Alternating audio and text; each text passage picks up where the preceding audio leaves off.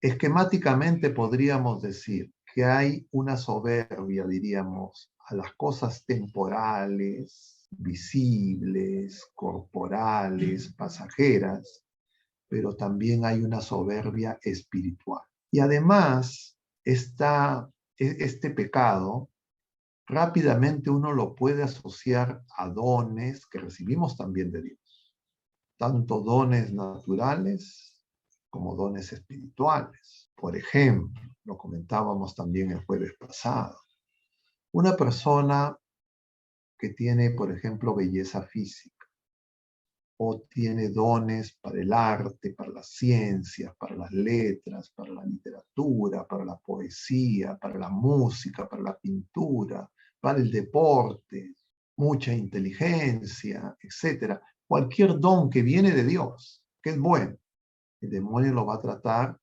de usar para alejarnos de Dios y para torcer ese don, que es un bien que Dios nos concede, esta cabeza terrible de esta bestia, que es la soberbia, el orgullo, la vanagloria, se va a poner en movimiento, disfrazándose y justificándose de distintas maneras. Para los dones naturales, diríamos físicos, temporales, que sustentan la soberbia, la medicina es el propio tiempo. Lo comentábamos también, por ejemplo, la belleza física. Un varón, una mujer que tienen belleza física, del rostro, cuerpos armoniosos, proporcionados, van a descubrir que tienen esa belleza, van a tomar conciencia. Y el mundo también.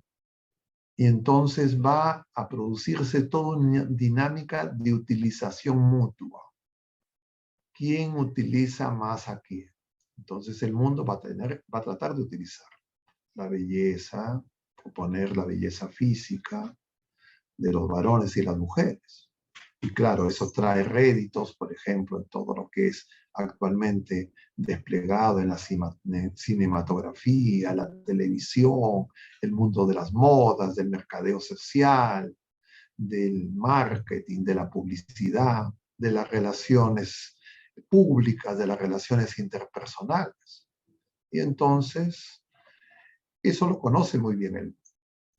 Y entonces estas personas, por eso se organizan estos concursos de belleza, estos programas donde se exhiben cuerpo, rostro, y a las personas van a recibir dinero, pues, y eso puede alimentar su soberbia. Porque diríamos, de ese don reciben un beneficio y un empleo que puede ser recto, pero que el mundo trata de utilizar no para Dios, sino para objetivos estrictamente personales. Y entonces esa soberbia que afecta a estas personas con mayor, diríamos, frecuencia, es grave, pero esa soberbia con los años se va curando, porque ya uno va envejeciendo, el cuerpo se va desgastando, aparecen las arrugas, y van a venir detrás otras personas más jóvenes que van a ocupar el lugar de los otros, los van a desplazar,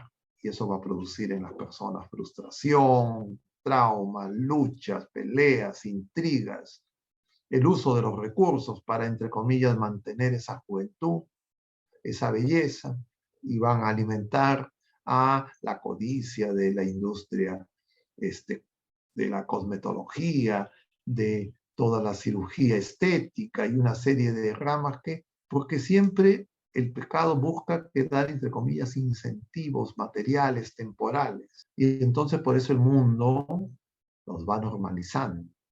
Pero ese tipo de soberbia, igual podríamos comentar en relación a la inteligencia, igual en relación a los dones artísticos, deportivos, y cada uno de nosotros podemos imaginar muchos ejemplos de personas públicas que conocemos que han sido aduladas por el mundo para justamente lucrar con esas personas y en el fondo esclavizarlas en una suerte de esclavitud donde el esclavo cree que es dueño y que con mucha frecuencia, no necesariamente, pero con mucha frecuencia, pueden hacer que las personas no tomen conciencia y se alejen. Claro, nosotros tenemos para el caso de la belleza nuestra santa peruana, Santa Rosa de Lima, que nos ayuda a conocer cómo no es incompatible tener los dones temporales y alcanzar la santidad, pero requiere pues mucha fe, mucha esperanza, mucha caridad. Y entonces, como vemos, la soberbia tiene muchas caras, muchas facetas, se disfraza, se esconde en esos pliegues y se manifiesta como esas otras cabezas de los otros llamados pecados capitales u otros pecados.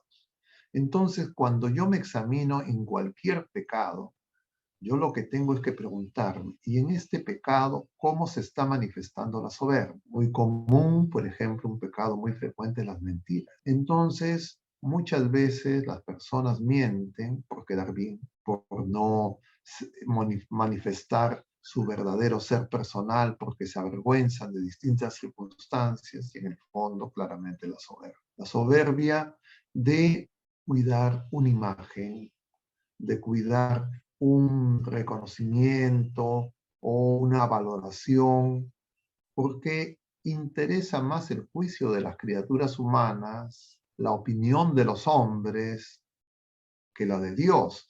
Y en el fondo de la soberbia, lo que se esconde es que justamente por la poca fe, la poca esperanza y la poca caridad, no alcanzamos a descubrir la grandeza, la belleza, la hermosura, el bien que el Señor pone en todos nosotros, pero que en la vida presente muchas veces aparece escondido.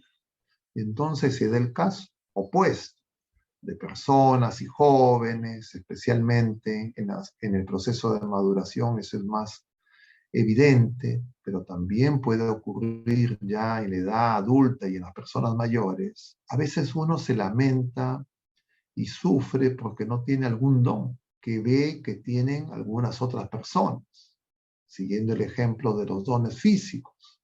Entonces hay muchachos jóvenes que quisieran ser pues muy hábiles en el deporte, muy hábiles en los conocimientos, las ciencias o en la belleza, y entonces sufren porque no tienen esos atributos, entonces creen que son menos que los demás, porque, claro, están sobrevalorando la relación con las criaturas humanas y no se dan cuenta que esa, diríamos, esa pérdida de la paz, esa insatisfacción, no es consecuencia de lo que ocurre con las criaturas humanas, sino es consecuencia de que no está creciendo en la relación con el Señor.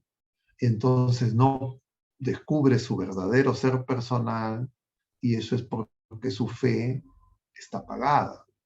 Y entonces esas personas cuando se acerquen a la oración, cuando sean, entre comillas, personas de fe y participen en actividades eclesiales, van a usarlas para justamente alcanzar algunos objetivos egoístas, mezquinos, de vanagloria, de reconocimiento humano, que a veces van a poner a Dios en segundo lugar. Y eso lo podemos encontrar en la iglesia. Y entonces vamos a descubrir que hay una dimensión espiritual de la soberbia, que es la que más claramente busca ocupar el lugar de Dios. Es decir, queremos nosotros quitarle a Dios lo que solo a Dios de nuestro Creador.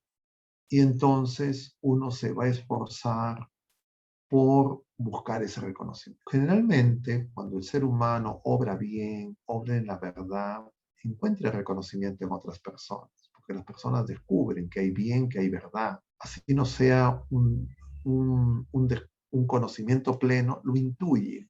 Y entonces pueden buscar y acercarse a esas personas. Pero esas personas, si no están advertidas, fácilmente pueden atravesar el umbral y pasar ya no de algo recto, sino a buscarse a sí mismos y ocupar el lugar. Y entonces, por ejemplo, eso se puede dar, les decía, en iglesia, se puede dar dentro de los grupos eclesiales, parroquiales, grupos de oración.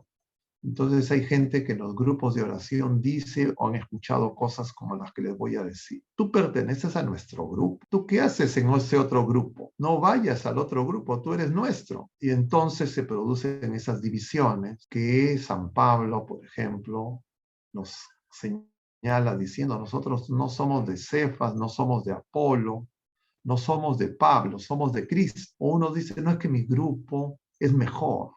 Ahí hay más carismas, hay más dones, hay más Espíritu Santo. Y entonces la gente puede decir: ahí sí. Y uno puede promocionar, diríamos, hacer un mercadeo, entre comillas, espiritual, que ya no tiene nada que ver con encontrarse con el Señor y la salvación, sino ya es un negocio nuestro. Y eso ocurrió con el pueblo de la Primera Alianza. Por eso es que fue necesario purificar el templo, por eso es que Jesús expulsó a los mercaderes, y por eso es que los fariseos, los escribas, los sumos sacerdotes tuvieron a Jesucristo, al Mesías esperado, frente a ellos y no lo reconocieron. Estaban ciegos, estaban sordos, y finalmente lo vieron como un enemigo. Y entonces nos damos cuenta lo terrible que es este pecado. Y claro, el Señor, a través de estos hermanos nuestros, los padres del desierto, ha querido que, a pesar de que ellos no escribieron nada, estas cosas se escribieran y llegaran hasta nosotros, para que nosotros pudiéramos estar más vigilantes y nos pudiéramos ayudar.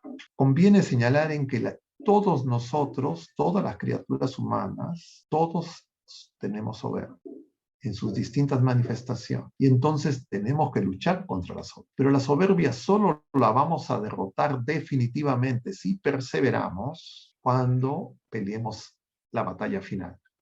Y la batalla final se va a producir el día de nuestra paz. Y por eso es que el enemigo es derrotado en la cruz. Y por eso es que el camino de seguimiento al Señor pasa por la negación de nosotros mismos, porque son necesarias para crecer en la humildad, que es esa buena tierra de la parábola del sembrador, donde puede crecer el Señor. Y el ejemplo por antonomasia es María, que es nuestra madre, que nos va a ayudar a crecer en la fe, en la esperanza, en la caridad, en la humildad, en la mansedumbre.